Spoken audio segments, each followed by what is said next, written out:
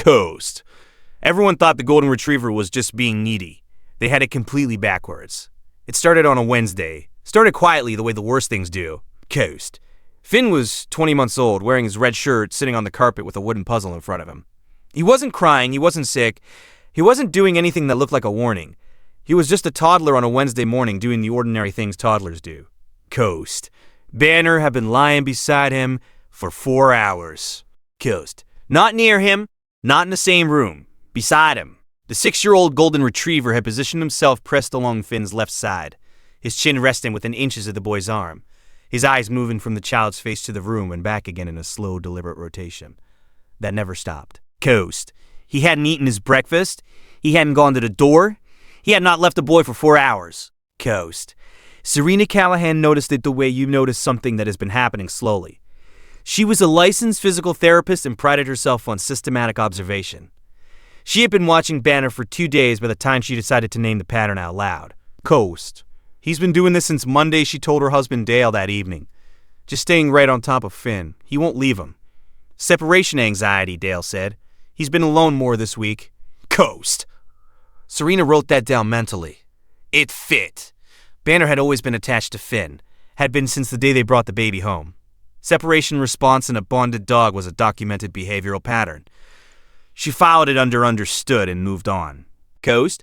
On Thursday morning, Banner pressed himself against Finn's legs while the boy stood at the coffee table and then followed him to the kitchen floor and then followed him back and lay across the doorway to the hallway so Finn couldn't walk through without stepping over him. Finn thought it was a game. Coast. He kept stepping over and Banner kept repositioning. Serena watched it twice and felt the first edge of something she didn't have a word for yet. Her neighbor Kathy came over Thursday afternoon. Kathy had 3 children grown and had opinions about dogs near toddlers. Coast. He's too close to him, Kathy said. That's not healthy for the dog or the boy. He needs to learn to give the child space. Coast. Serena had heard this before. She had read it in behaviorist materials. Dogs that became enmeshed with toddlers could develop dependency behaviors that complicated the child's social development. It was in the literature. She trusted the literature. Banner was moved to the laundry room Friday morning. Door closed. Coast. He did not scratch. He did not bark. He sat at the base of the door for 8 hours and made no sound at all. If you stay for stories about what animals sense before we do, you're in the right place. Subscribe so you don't miss the next one. Saturday, Finn woke up wrong. Coast. Not dramatically. Not in a way that would have sent most parents to an emergency room. He was tired in a way that sat differently than tired.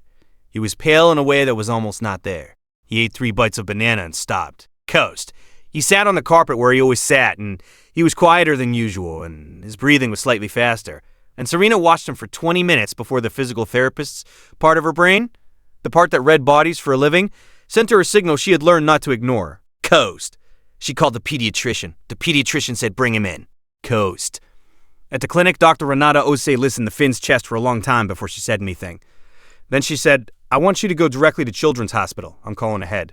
Dr. Samuel Brightwell, pediatric cardiology, examined Finn that afternoon. The echocardiogram took 40 minutes. What it showed was a structural irregularity in the left ventricle that had been compensating silently. An arrhythmia pattern that produced no symptoms until exertion. That produced symptoms that looked like tiredness or mood shifts or mild respiratory variation. Coast, the kind of thing that could look to a parent who wasn't watching closely like nothing at all. "We caught this early," Dr. Brightwell said. "In another 2 to 3 weeks of continued exertion, we would likely be having this conversation in much more critical circumstances." "How long has this been building?" Dale asked. Coast. "Based on the presentation, at minimum 1 to 2 weeks. Has your dog ever done something that made no sense until it was the only thing that made sense? Tell us in the comments. These stories deserve to be heard." Coast. Serena did the calculation in the car on the way home. Banner had positioned himself against Finn's left side, the side of the heart. 5 days ago, he had not eaten.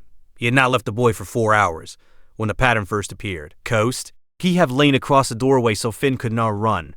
He had been limiting the boy's exertion. He had been trying with his body to do what a cardiologist warning would do in language.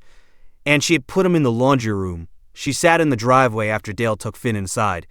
She sat there for a while. Coast. Every guardian deserves to be recognized, even the ones who never ask for anything in return. If stories like this matter to you, subscribe so you never miss the next one. Coast. She opened the laundry room door that evening.